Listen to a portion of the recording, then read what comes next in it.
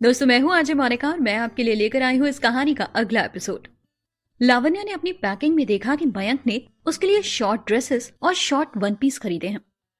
वो देखकर लावण्या मोहिनी से बोली, हम ये सब नहीं पहन पाएंगे, क्या इन्हें ले जाना जरूरी है? इस पर मोहिनी हंसते हुए बोली, क्या भाभी सा, हम भी कैसी बातें कर रही हो? ये तो आज के जमाने का ट्रेंड है। हर हस्बैंड अपनी वाइफ को हनीमून में ऐसे ही कपड़ों में देखना चाहता है। और आप ऐसे कपड़े हनीमून में नहीं पहनेंगी तो क्या पूजा में पहनेंगी? तुम ठीक कह रही हो मोहिनी, मगर मैं कंफर्टेबल नहीं हो पाऊंगी। फिर इन कपड़ों के साथ हील पहननी पड़ेगी जो मैंने कभी नहीं पहनी। लावण्या की मासूमियत देखकर मोहिनी मुस्कुरा रही थी। भाभी साहब, बहुत से काम शादी के बाद पहली बार होते हैं। शायद हील और शॉर्ट ड्रेसेस पहनना उन्हीं में से एक हो। फिर तो आपके लिए ये हनीमून बहुत यादगार रहने वाला है। कई सारी नई चीजें होंगी।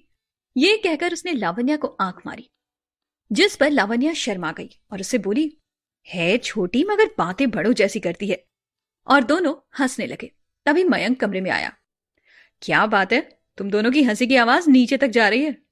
ये सुनकर मोहिनी ने उससे कहा, ये तो हम दोनों का सीक्रेट है, आपको क्यों बताएं? है ना भाभी साहब? बैग की तरफ देखकर मयंक ने लावण्या से कहा, तुमने वो ड्रेसेस देख ली ना जो मैंने तुम्हारे लिए खरीदी थी? तुम्हें पसंद आई या नहीं? ड्रेस के बारे में सुनकर मोहिनी हंस पड़ी। भाभी सा क्या जवाब देंगी, मैं देती हूं। भाभी सा ने तो अपने हनीमून पर साड़ी पहनना प्लान किया है। आपका हनीमून बहुत खास होने वाला है भैया। ये कहकर वो हंसते हुए कमरे से बाहर चली गई। उसके जाते ही मयंक ने लावण्या से पूछा, क्या तुम्हें वो सब पसंद नहीं आया? हम दोबारा शॉपिंग पर चल सकते हैं। नहीं, सब कुछ बहुत सुंदर है। वो तो मोहिनी आपसे मजाक कर रही है। लावण्या हिचकिचाते हुए उससे बोली, मगर एक बात बोलूं आपसे, आप बुरा ना माने तो? हाँ बोलो, तुम्हारी किसी भी बात का मुझे बुरा नहीं लगेगा। ये बोलते हुए मयंक उसके पास आया। तब लावण्या ने उससे कहा, इसके साथ मैं कुछ ऐसी ड्रेसेस भी रखना चाहूंगी जिनमें मैं कंफर्टेबल फील करूं। जैसा तुम्हें ठीक लगे लावण्या, तुम कर लो। अगले दिन लावण्या और मयंक पेरिस के लिए निकलने वाले थे। निकलने से पहले लावण्या रमा जी के कमरे में जाकर उनसे मिली। उसने उनसे कहा, मैं आपको क्या कहकर पुकारूं? आपने मयंक को जन्म दिया है तो आप मेरी भी मां हो। मगर मैं आपको बड़ी मां बुला सकती हूँ क्या? क्योंकि मां तो मैं शालिनी मां को बुलाती हूँ। ये सुनकर रमा जी ने मुस्कुराते हुए उसके सर पर हाथ रखकर कहा, मोहिनी मुझे बड़ी मां बुलाती है। तुम मेरे लिए मोहिनी के ही जैसी हो। मुझे बहुत खुशी होगी अगर तुम मुझे बड़ी मां कहकर बुलाओगी, क्योंकि मां कहलाने का हक शालिनी का है। उसने बड़ी तपस्या करके दोनों बच्चों को बड़ा किया है। तुम उसके त्याग को समझ पाई, ये बहुत बड़ी बात है। हमेशा उसका सम्मान करना। लावण्या ने उनके पैर छुए और कहा, बड़ी मां, हमें आशीर्वाद दीजिए। हम और मयंक कुछ दिनों के लिए साथ में समय व्यतीत करने पेरिस जा रहे हैं। हमारी यात्रा सकुशल हो और हम मुस्कुराते हुए वापस अपने घर आए। रमा जी खुश होकर बोली, ये तो बहुत खुशी की बात है। जीवन ने जो पल हमें नहीं दिया वो हमारे बच्चों को मिल रहा है। इस पल की यादें हमेशा तुम्हारे साथ रहेंगी। जी भरकर इस पल को जीना। शालिनी ठीक ही कहती थी कि तुम अपने नाम की तरह बहुत खास हो। सबका दिल जीतने का हुनर तुम्हें आता है। आज तुम मेरे दिल के भी बहुत करीब आ गई हो। तभी वहां मयंक आया और रमा जी के पैरों के पास बैठ गया। रमा जी उसके सर पर हाथ रखकर बोली, तू बहुत खुशकिस्मत है बेटा। किस्मत ने जो तुझसे छीना है वो सब ब्याज सहित लावण्या के रूप में तुझे लौटाया है। हमेशा अपने इस रिश्ते की कद्र करना, क्योंकि अगर ससुराल में पति कद्र करता है तो सारे रिश्तेदार पत्नी की कद्र करते हैं। जाओ, दोनों अपने जीवन के खुशनुमा पलों को जी लो। लावण्या रमा जी के कमरे से बाहर आकर पेरिस से निकलने के लिए पहले बाकी सब लोगों से मिली। लावण्या ने साड़ी पहन रखी थी, जिसे देखकर शालिनी जी ने कहा, बेटा आप इंटरनेशनल फ्लाइट में जाएंगी, आप चेंज करके आइए, आपको कंफर्टेबल लगना चाहिए। इस पर लावण्या ने उनसे कहा, माँ साहब, मैं एयरपोर्ट पर चेंज कर लूंगी, अभी दादा साहब के सामने कैसे? लावण्या की बात सुनकर शालिनी जी को हंसी आ गई। ऐसे ही नहीं, हम मोहिनी और तुम्हें बराबर मानते हैं। अगर मोहिनी पहन सकती है तो तुम भी वेस्टर्न ड्रेसेस पहन सकती हो। जाओ, जाकर चेंज कराओ। लावण्या चेंज करने गई तभी वहां स्वराज आ गया और बोला, आओ, मैं तुम दोनों को एयरपोर्ट ड्रॉप करने चलता हूँ। इसी बहाने कुछ वक्त तुम लोगों के साथ बिताने का मौका मिलेगा। मयंक ने उसे मना किया, तुम क्यों परेशान होते हो, हाँ ड्राइवर खड़ा है। पर स्वराज कहाँ मानने वाला था। अरे, तुम दोनों हनीमून पर जा रहे हो तो स्पेशल मौके के लिए ड्राइवर भी तो स्पेशल होना चाहिए ना। अगर मैं तुम्हारा ड्राइवर बनूं तो तुम्हें कोई एतराज है क्या? उसकी बातें सुनकर मयंक ने हाँ कर दी। कैसी बातें करते हो, तुम्हारे जैसे इतने अच्छे ड्राइवर को कौन मना कर सकता है। स्वराज ये सोच कर आया था कि एयरपोर्ट पर होने वाले तमाशे को एंजॉय करेगा। चलिए, फिर कहीं देर ना हो जाए। वैसे भी तुम्हारी फ्लाइट मुंबई से है, पहले तुम्हें जयपुर एयरपोर्ट पर भी टाइम लगेगा। तब उसने मयंक को यह भी बताया, वैसे एक बात बताऊं, मुझे भी किसी काम से मुंबई जाना है, तो मेरी टिकट भी इसी फ्लाइट की है। मुंबई तक हम दोनों साथ में रहेंगे। लंदन वाली डील को भी डिस्कस कर लेंगे। स्वराज को केवल एयरपोर्ट के अंदर होने वाला तमाशा देखना था, इसीलिए उसने फ्लाइट की टिकट ली थी। कार में बैठते हुए स्वराज ने बैक व्यू मिरर को लावण्या के चेहरे पर फोकस किया। स्वराज और मयंक बातें कर रहे थे और लावण्या चुपचाप उन दोनों की बातें सुन रही थी। तभी स्वराज हंसते हुए बोला, शायद भाभी जी, अरे नहीं, भाभी जी बहुत पुराना लगता है। ऐसा लगता है कि जैसे किसी बड़े बूढ़े से बात कर रहे हो। हम लोग तो हम उम्र हैं। मैं आपको लावण्या कह के बुलाऊं? आपको बुरा तो नहीं लगेगा? लावण्या ने हंसते हुए गर्दन हिलाकर अपनी सहमति दे दी। ये देखकर स्वराज ने कहा, ये हुई ना बात, आप ऐसे ही कम बोलती हैं कि आपको हमारी कंपनी पसंद नहीं आई। लावण्या जवाब में मुस्कुरा दी। ये देखकर स्वराज फिर बोला, आप तो हर बात का जवाब अपनी मुस्कुराहट से दे देती हैं। माना आपकी मुस्कुराहट खूबसूरत है, मगर हम आपके मुंह से भी कुछ सुनना चाहेंगे। अच्छा बताइए, इसके पहले आप फ्लाइट से कहाँ गई थी? ये हमारी पहली इंटरनेशनल फ्लाइट होगी। हम इसके पहले कभी इंटरनेशनल फ्लाइट में नहीं बैठे। ये कहकर लावण्या मुस्कुराने लगी। उसकी स्माइल देखकर स्वराज ने सोचा, लावण्या जितनी खूबसूरत दिखती है उतना ही खूबसूरत उसका मन है। कोई दिखावा नहीं, उसकी आंखों की तरह उसका मन भी सच्चा है। जितनी बार इससे मिलता हूं, इसे पाने का ख्वाब और बढ़ता जाता है। तभी मयंक ने स्वराज से कहा, कहाँ खो गए तुम, क्या सोच रहे हो? कुछ नहीं मयंक, तुम सच में बहुत लकी हो जो मेरे जैसा दोस्त और लावण्या जैसी पत्नी तुम्हें मिली। उसकी बातें सुनकर लावण्या और मयंक दोनों को हंसी आ गई। तो दोस्तों, आज के इस एपिसोड में बस इतना ही। अगला एपिसोड लेकर जल्द वापस आऊंगी। दोस्तों, मैं हूं आरजे मोनिका और अब बढ़ते हैं कहानी के इस एपिसोड में आगे। एयरपोर्ट पर पहुंचकर मयंक लावण्या से बोला, तुम स्वराज के साथ सामान लेकर चलो, मैं अपनी टिकट्स और पासपोर्ट कलेक्ट करके आता हूं। यह सुनकर स्वराज और लावण्या एयरपोर्ट की ओर बढ़ने लगे। लावण्या को अकेला पाकर स्वराज ने उससे कहा, लावण्या, हमें माफ कर दो। शादी वाले दिन हम रागिनी की बातों में आकर तुम्हारे और मयंक के बीच में गलतफहमी पैदा करने के लिए आए थे। हम सच में बहुत शर्मिंदा हैं। हमें नहीं पता था कि रागिनी हमें दोस्ती के नाम पर ठग रही है, वरना हम उसकी बातों में कभी नहीं आते। लावण्या ने उसे समझाया, कोई बात नहीं, मगर आगे से किसी के भी रिश्ते के बारे में कुछ बोलने से पहले सोच लीजिएगा, और जब तक आप श्योर ना हो तब तक कुछ मत कहिएगा। रिश्ते बनाने में बरसों लग जाते हैं और उन्हें बिगाड़ने में बस एक पल। ये तुमने बहुत अच्छी बात बताई, आइंदा मैं ध्यान रखूंगा।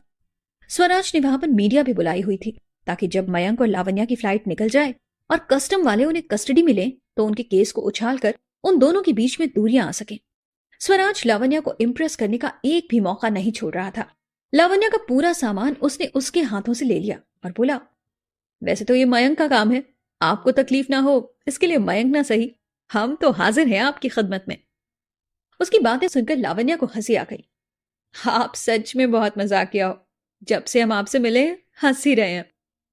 फिर स्वराज भी हंसते हुए बोला, फिर तो अच्छी बात है, हंसना सेहत के लिए फायदेमंद है, हम तो आपकी सेहत के लिए भी फायदेमंद है। फिर तो आपको मयंक से ज्यादा हमारा ध्यान रखना चाहिए। यह सुनकर लावण्या को थोड़ा अजीब लगा। क्या कह रहे हैं आप? स्वराज ने बात को संभालते हुए कहा, अरे हम तो मजाक कर रहे थे। पर लावण्या तो चिढ़ चुकी थी। मगर हमें इस तरह का मजाक पसंद नहीं, दोस्त दोस्त की हद में रहे, यही ठीक होता है। लावण्या के जवाब से स्वराज को बहुत तेज गुस्सा आया, मगर वो लावण्या के सामने अपने गुस्से को कंट्रोल कर रहा था। तब तक मयंक भी टिकट और पासपोर्ट लेकर आ गया। उन दोनों को चुपचाप देखकर उसने पूछा, आप दोनों तो कोई बात ही नहीं कर रहे हैं, ऐसे चुपचाप खड़े हैं। तभी स्वराज ने उसे जवाब दिया, बस तुम्हारा इंतजार कर रहे थे, अंदर चले। स्वराज, लावण्या और मयंक अंदर चले गए। स्वराज उन दोनों को छोड़कर आइसक्रीम लेने गया और आइसक्रीम लाकर उसने मयंक और लावण्या को दे दी। लावण्या ने आइसक्रीम लेने से मना कर दिया। स्वराज एक हाथ से आइसक्रीम और एक हाथ से अपना कान पकड़कर लावण्या को सॉरी बोल रहा था। ये देखकर मयंक को बहुत हैरानी हुई कि किस बात के लिए स्वराज सॉरी बोल रहा है। इस पर स्वराज ने कहा, वो बात तो हम तुम्हें बाद में बता देंगे, पर लावण्या से कहो हमारी सॉरी एक्सेप्ट कर ले। उसकी बात सुनकर लावण्या को हंसी आ गई। आप हंस रही हैं, इसका मतलब आपने हमें माफ कर दिया। अब ये आइसक्रीम खाकर अपना रहा सहा गुस्सा भी ठंडा कर दीजिए। ये कहकर स्वराज ने जबरदस्ती उसके हाथ में आइसक्रीम पकड़ा दी। लावण्या स्वराज के हाथ से आइसक्रीम लेकर बोली, वाओ, बटर स्कॉच! आपको कैसे पता कि मुझे बटर स्कॉच पसंद है? मयंक का तो मुझे पता था कि उसे स्ट्रॉबेरी पसंद है। आपके लिए मैं अपनी पसंद की बटर स्कॉच लेकर आया, कि और मेरी पसंद काफी मिलती है। ये बोलते हुए स्वराज मुस्कुराने लगा और फिर बोला, ये मयंक तो कॉफी नहीं पीता, बट आई एम श्योर आपको आइसक्रीम पर कॉफी पीना बहुत पसंद होगा। इस पर लावण्या ने उससे कहा, मयंक जी भी जितने अच्छे से हमारी पसंद नहीं जानते, उससे कहीं ज्यादा शायद आप हमारे बारे में जानते हैं। तब मयंक ने कहा, आइसक्रीम के ऊपर कौन कॉफी पीता है यार? स्वराज ने मयंक से कहा, फिर तो आज तुम पी कर देख लो, कितनी टेस्टी लगती है। तीनों बात ही कर रहे थे कि उनकी फ्लाइट का अनाउंसमेंट हुआ। स्वराज अपना लैपटॉप बैग लेकर चेकिंग की लाइन में लगा। स्वराज के पीछे मयंक और लावण्या भी अपना सामान लेकर लाइन में लग गए। जैसे ही स्वराज के एक लैपटॉप बैग की चेकिंग हुई, स्वराज ने अपने फोन से मीडिया वालों को अलर्ट रहने का बोल दिया। लावण्या और मयंक का सामान जैसे ही चेकिंग के लिए गया, एक्सरे मशीन में सामान में नाइफ आने से एयरपोर्ट सिक्योरिटी ने मयंक और लावण्या का सामान और उन दोनों को सिक्योरिटी रूम में ले लिया। स्वराज ये देखकर खुश हो गया कि उसका प्लान सक्सेस हो रहा था। मयंक के पीछे पीछे स्वराज भी सिक्योरिटी रूम में पहुंचा और अनजान बनते हुए पूछने लगा, क्या हुआ, इस तरह से तुम्हें सिक्योरिटी रूम में क्यों लेकर आए? फ्लाइट का टाइम हो रहा है। मयंक बहुत परेशान था। उसने कहा, मुझे कुछ भी समझ नहीं आ रहा है, पता नहीं कहां से हम दोनों के सामान में नाइफ निकल आया है। ना तो हमें भी पता है कि नाइफ लेकर ट्रैवल करना मना है। मैं इन लोगों को समझा भी रहा हूं कि अगर आ गया है तो आप निकाल कर रख लीजिए, मगर हमें जाने दीजिए, हमारी फ्लाइट का टाइम हो रहा है। मगर मान ही नहीं रहे हैं। इन लोगों में से किसी ने देखो इतनी जल्दी मीडिया को भी खबर कर दी। मीडिया वाले बाहर खड़े हैं। इतनी छोटी सी बात पर हमारी रेपुटेशन खराब हो रही है। मयंक गुस्से में उन ऑफिसर से बोला, मुझे आप लोगों के सीनियर से बात करनी है। इस पर एक ऑफिसर ने जवाब दिया, आपको जो बात करनी है हमसे करिए, पहले तो गलती करते हैं, फिर अपना रुबाब दिखाने की कोशिश करते हैं। स्वराज ने उसे शांत करते हुए कहा, अरे ऑफिसर, आप शांत हो जाइए, क्या नाम है आपका? फिर उसकी वर्दी पर लगा उसका नाम पढ़ता है और कहता है, अरे आप भी ठाकुर हैं और हमारा मयंक भी ठाकुर है, दोनों ठाकुर ठाकुर भाई हुए। जरा आप भाईचारे से ये मामला सुलझा लीजिए। ये कहकर उसने ऑफिसर की जेब में 2000 का नोट रख दिया। ये देखकर ऑफिसर गुस्से में बोला, मामला अभी तो संभल सकता था, मगर आपने मुझे रिश्वत देकर मेरा अपमान किया है। अब तो चाहिए फ्लाइट चली जाए। जब तक इनके पूरे सामान की ठीक से चेकिंग नहीं होगी, ये यहां से नहीं जा सकते।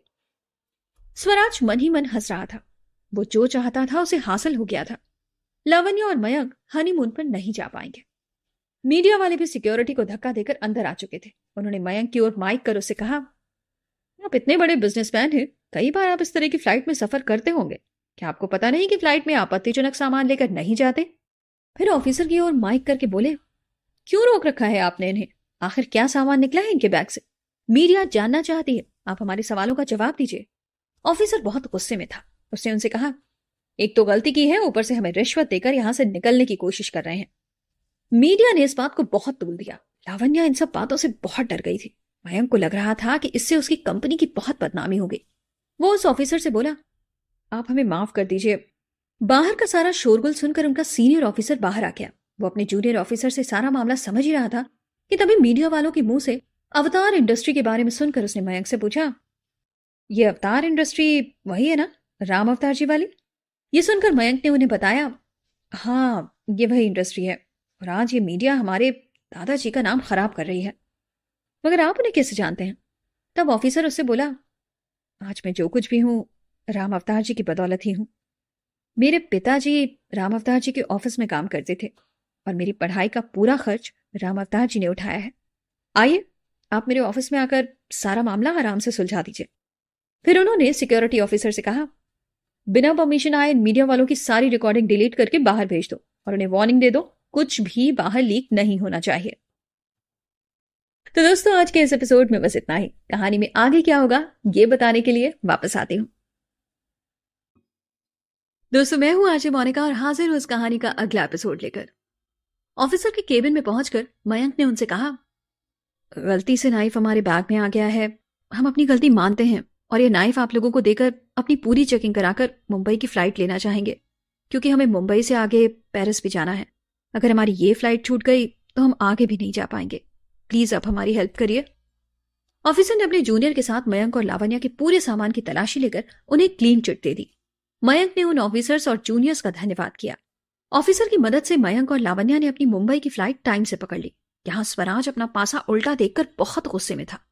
उसे समझ नहीं आ रहा था कि क्या करे जिससे कि मयंक पेरिस ना जा पाए, मगर उसे कुछ समझ नहीं आया। वो फ्लाइट में ना बैठकर एयरपोर्ट से बाहर जाने लगा तो मयंक ने उससे पूछा, तुम कहाँ जा रहे हो? फ्लाइट का टाइम हो गया है। स्वराज उसे बहाना बनाते हुए बोला, एक्चुअली दादी की तबीयत ठीक नहीं है, घर से केयरटेकर का फोन आ गया है। मुंबई तो फिर भी कभी जाया जा सकता है, मगर दादी को अभी मेरी जरूरत है। तुम पेरिस से आ जाओ, फिर लंदन की डील कंटिन्यू करेंगे। तुम जाओ, have a nice flight and enjoy. Airport से निकलकर स्वराज गुस्से में अपने घर जाकर अपने कमरे में सामान फेंकने लगा। उसे इस तरह से गुस्से में देखकर रागिनी डर कर दादी के कमरे में जाकर उनके पास छुप गई।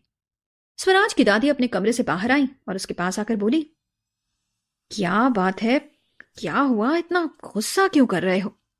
स्वराज उन पर भी गुस्सा करते हुए बोला, आप यहां क्या कर रही हैं? आपको डॉक्टर ने आराम करने को बोला है। ये देखकर राजेश्वरी जी बोली, मैं आराम ही कर रही थी, अगर तुम्हारे कमरे से शोर आ रहा था, बस वही देखने चली आई कि क्या हुआ। कुछ नहीं, आपके मतलब का कुछ नहीं हुआ, आप जाकर आराम करिए। ये बोलकर वो रागिनी का हाथ पकड़कर उसे उसके कमरे में ले गया। उसके पीछे पीछे राजेश्वरी जी भी रागिनी के कमरे में आई और गुस्से में स्वराज से बोली, अभी तक तुमने जो किया वो ठीक, मगर अब अगर तुमने रागिनी को हाथ भी लगाया तो हमसे बुरा कोई नहीं होगा। वो बच्ची अब अकेली नहीं है, हम उसके साथ हैं, समझे तुम? निकलो रागिनी के कमरे से। दादी का गुस्सा देखकर स्वराज बिना कुछ कहे गुस्से में रागिनी के कमरे से निकल गया। रागिनी राजेश्वरी जी के गले लगकर उनसे बोली, आपने मुझे अपना माना, इसका बहुत बहुत धन्यवाद, मगर अब मैं अपने मम्मी पापा के पास जाना चाहूंगी। मैं डर डर कर और नहीं जी सकती। स्वराज को मेरी तस्वीरों के साथ जो कुछ करना है करता रहे, मैं उससे डर कर नहीं रहने वाली। आप मुझे जाने दीजिए। राजेश्वरी जी रागिनी से बोली, अगर तुम जाना चाहती हो मुंबई तो अपने माँ बाप के पास चली जाओ, मगर लंदन तुम हमसे मिले बिना मत जाना। हम हर हाल में तुम्हें तुम्हारा हक दिला कर रहेंगे। मयंक और लावण्या फ्लाइट से पेरिस के लिए निकल चुके थे। इंटरनेशनल फ्लाइट में बैठकर लावण्या मयंक से बोली, अभी तो छोटी फ्लाइट थी तो ठीक था, मगर अभी इतनी लंबी फ्लाइट, मुझे बहुत डर लग रहा है। यह सुनकर मयंक हंसते हुए बोला, तुम क्यों डर रही हो, मैं तुम्हारे साथ हूं। मेरे कंधे पर से रखकर आराम से अपनी आंखें बंद कर लो। ये सफर तो सपनों में ही खत्म हो जाएगा, फिर हम दोनों सपनों की सुंदर नगरी पेरिस में होंगे। ये कहकर उसने उसके फोरहेड पर किस कर दिया। लावण्या ने मुस्कुराकर अपनी आंखें बंद की और मयंक के कंधे पर सिर रखकर पूरी फ्लाइट मयंक के साथ रोमांटिक गाने सुनते हुए बिता दी। हर गाने में मयंक और लावण्या एक दूसरे को इमेजिन कर रहे थे। पूरा सफर कैसे खत्म हो गया उन्हें पता भी नहीं चला। पेरिस में लावण्या के लिए बहुत सारे सरप्राइजेस इंतजार कर रहे थे। जैसे ही वो होटल रूम में पहुंची तो उसने देखा कि उसका रूम सजा हुआ था। वो अपना सामान रखकर होटल का रूम पूरे तरीके से देख रही थी कि वहां मयंक आ गया। लावण्या ने खुश होते हुए उससे पूछा, ये सब क्या है, तुम्हें पसंद आया? बहुत ज्यादा। ये कहकर वो मयंक के गले लग गई और उसके गालों पर किस कर दिया। ये देखकर मयंक बहुत खुश हो गया। तुम्हारा थैंक यू बोलने का स्टाइल तो मेरे सरप्राइज से भी ज्यादा अच्छा है। अब तो तुम इसी तरह मुझे थैंक यू बोला करो। उसकी बात सुनकर लावण्या मुस्कुरा दी। तभी रूम की बेल बजी। लावण्या ने जाकर गेट खोला तो वहां पर दो लड़कियां लावण्या को अपने साथ चलने के लिए बोल रही थी। लावण्या ने मयंक की ओर देखा तो उसने उसे इशारे से उन लड़कियों के साथ जाने के लिए कहा। लावण्या उन लड़कियों के साथ जाने लगी। वो लड़कियां पहले उसे एक स्पा रूम में ले गई, जहां लावण्या का स्पा ट्रीटमेंट के बाद मसाज ट्रीटमेंट हुआ। लावण्या के लिए ये सब पहली बार हो रहा था। उसे बहुत अच्छा लग रहा था। फिर मसाज के बाद वो लावण्या को पार्लर ले गई। पार्लर में उसका मेकअप करके उन्होंने उसे एक ब्लैक कलर की स्लीवलेस और बैकलेस गाउन पहनाकर तैयार किया।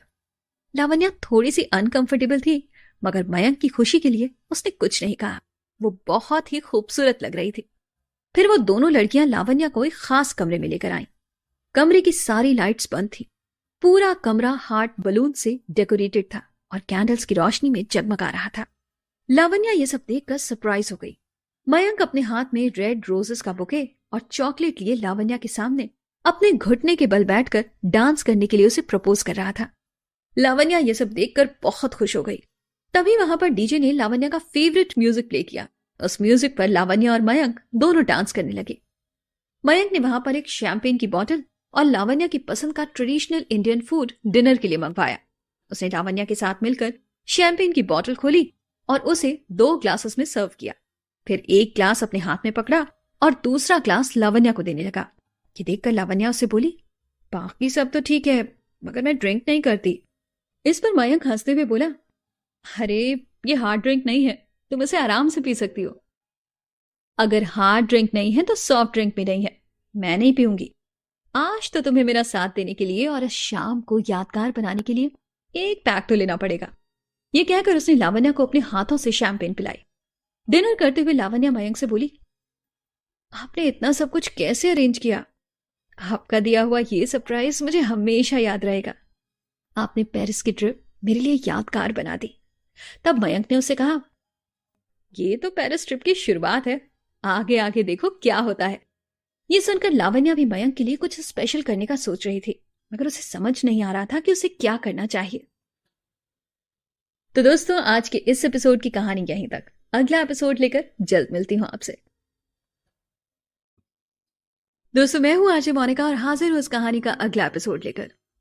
ऑफिसर के केबिन में पहुंचकर मयंक ने उनसे कहा, गलती से नाइफ हमारे बैग में आ गया है, हम अपनी गलती मानते हैं और ये नाइफ आप लोगों को देकर अपनी पूरी चेकिंग कराकर मुंबई की फ्लाइट लेना चाहेंगे, क्योंकि हमें मुंबई से आगे पेरिस भी जाना है। अगर हमारी ये फ्लाइट छूट गई तो हम आगे भी नहीं जा पाएंगे। प्लीज आप हमारी हेल्प करिए। ऑफिसर ने अपने जूनियर के साथ मयंक और लावण्या के पूरे सामान की तलाशी लेकर उन्हें क्लीन चिट दे दी। मयंक ने उन ऑफिसर्स और जूनियर्स का धन्यवाद किया। ऑफिसर की मदद से मयंक और लावण्या ने अपनी मुंबई की फ्लाइट टाइम से पकड़ ली। यहाँ स्वराज अपना पासा उल्टा देखकर बहुत गुस्से में था। उसे समझ नहीं आ रहा था कि क्या करे जिससे कि मयंक पेरिस ना जा पाए, मगर उसे कुछ समझ नहीं आया। वो फ्लाइट में ना बैठकर एयरपोर्ट से बाहर जाने लगा तो मयंक ने उससे पूछा, तुम कहाँ जा रहे हो? फ्लाइट का टाइम हो गया है। स्वराज उसे बहाना बनाते हुए बोला, एक्चुअली दादी की तबीयत ठीक नहीं है, घर से केयरटेकर का फोन आ गया है। मुंबई तो फिर भी कभी जाया जा सकता है, मगर दादी को अभी मेरी जरूरत है। तुम पेरिस से आ जाओ, फिर लंदन की डील कंटिन्यू करेंगे। तुम जाओ, have a nice flight and enjoy. Airport से निकलकर स्वराज गुस्से में अपने घर जाकर अपने कमरे में सामान फेंकने लगा।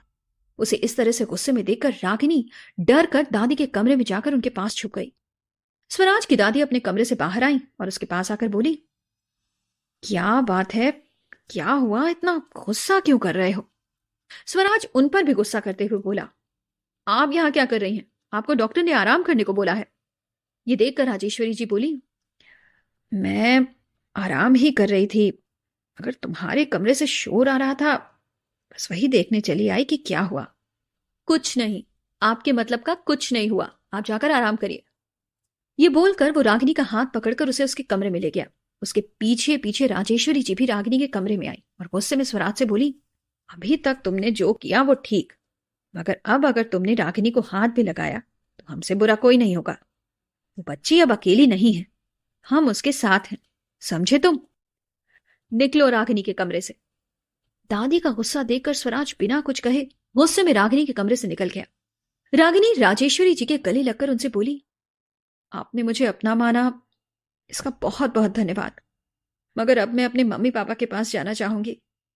मैं डर डर कर और नहीं जी सकती। स्वराज को मेरी तस्वीरों के साथ जो कुछ करना है करता रहे, मैं उससे डर कर नहीं रहने वाली। आप मुझे जाने दीजिए।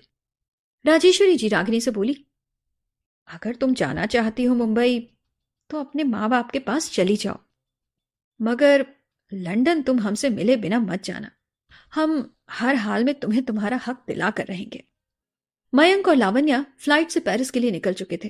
इंटरनेशनल फ्लाइट में बैठकर लावण्या मयंक से बोली, अभी तो छोटी फ्लाइट थी तो ठीक था, मगर अभी इतनी लंबी फ्लाइट, मुझे बहुत डर लग रहा है। ये सुनकर मयंक हंसते हुए बोला, तुम क्यों डर रही हो?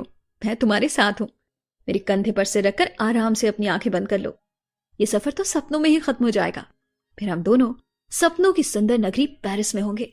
ये कहकर उसने उसके फोरहेड पर किस कर दिया। लावण्या ने मुस्कुराकर अपनी आंखें बंद की और मयंक के कंधे पर सिर रखकर पूरी फ्लाइट मयंक के साथ रोमांटिक गाने सुनते हुए बिता दी।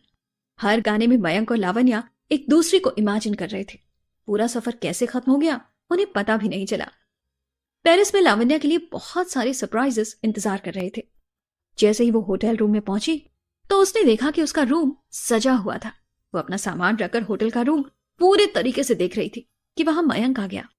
लावण्या ने खुश होते हुए उससे पूछा, ये सब क्या है? तुम्हें पसंद आया?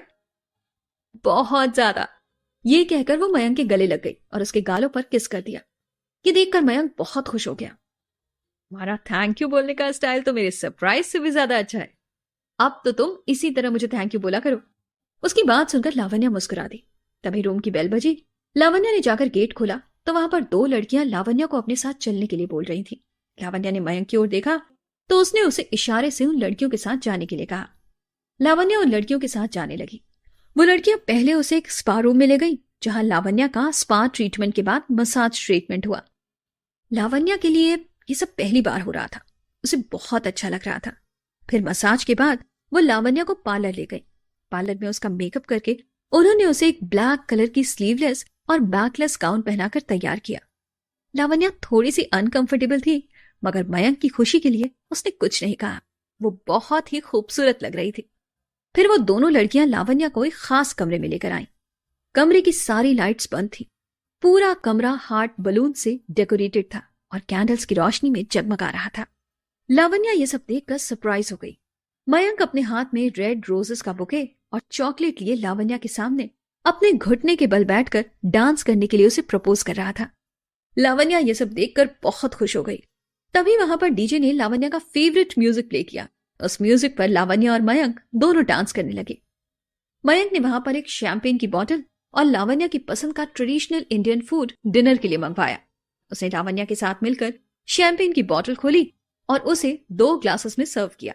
फिर एक ग्लास अपने हाथ में पकड़ा और दूसरा ग्लास लावण्या को देने लगा।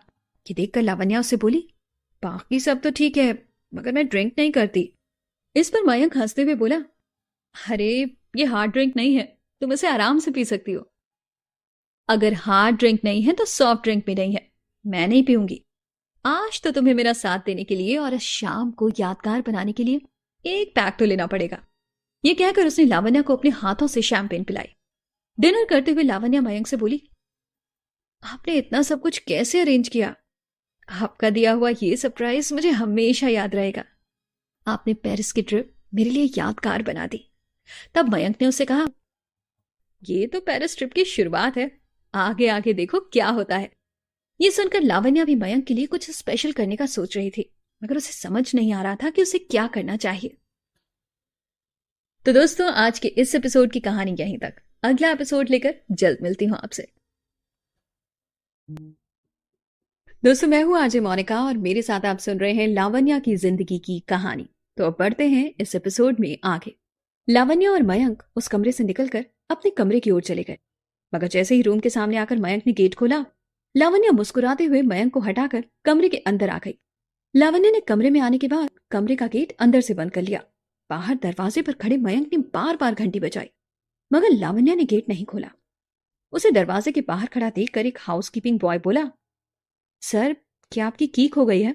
आपको कोई हेल्प चाहिए? मयंक गुस्से में मुस्कुराता हुआ बोला, नहीं कोई बात नहीं, मैं ऐसे ही खड़ा हूं। उसके जाने के बाद मयंक ने लावण्या से कहा, ये क्या बचपना है? लावण्या गेट खोलो, सब लोग मेरी तरफ देख रहे हैं, मुझे अच्छा नहीं लग रहा है। प्लीज लावण्या गेट खोलो। अंदर से लावण्या की आवाज आई, इंतजार करो, इंतजार का फल मीठा होता है। थोड़ी देर बाद लावण्या ने हंसते हुए रूम का दरवाजा खोला। पूरे रूम में अंधेरा था, सिर्फ एक मोमबत्ती जल रही थी।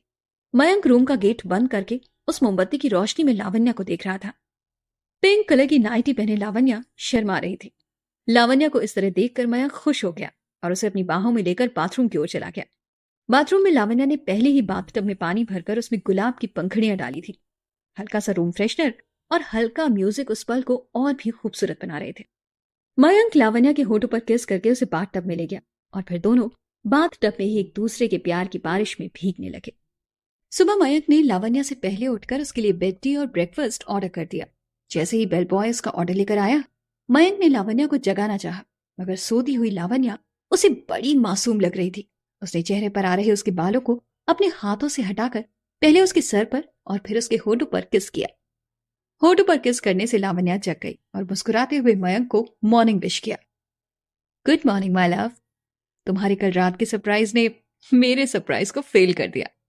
कल रात का तुम्हारा सरप्राइज बहुत प्यारा था। अभी मेरी तरफ से तुम्हारे लिए बेड टी और ब्रेकफास्ट, एक छोटा सा सरप्राइज। उसकी बातें सुनकर लावण्या के चेहरे पर मुस्कुराहट आ गई और दोनों साथ में ब्रेकफास्ट करने लगे।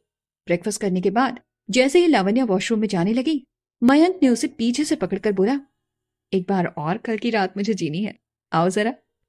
ये कहकर उसने लावण्या को अपनी बाहों में भरकर पलंग पर लिटा दिया। लावण्या को बिस्तर पर लिटाने के बाद जैसे ही मयंक लावण्या को किस करने के लिए झुका, लावण्या उसकी बाहों से निकलकर वॉशरूम के दरवाजे पर खड़ी हो गई और मयंक को शरारत भरी मुस्कुराहट के साथ देखते हुए बोली, इतनी आसानी से नहीं।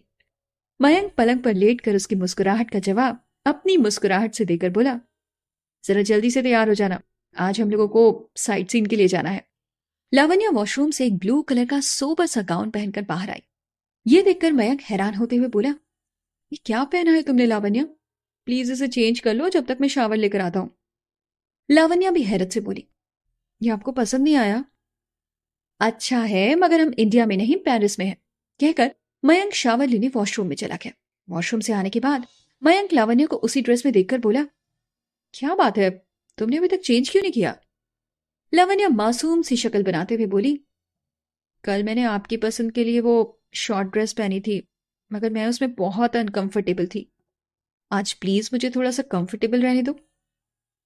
क्या बुराई है उसमें? तुम क्यों कंफर्टेबल नहीं हो पाती हो?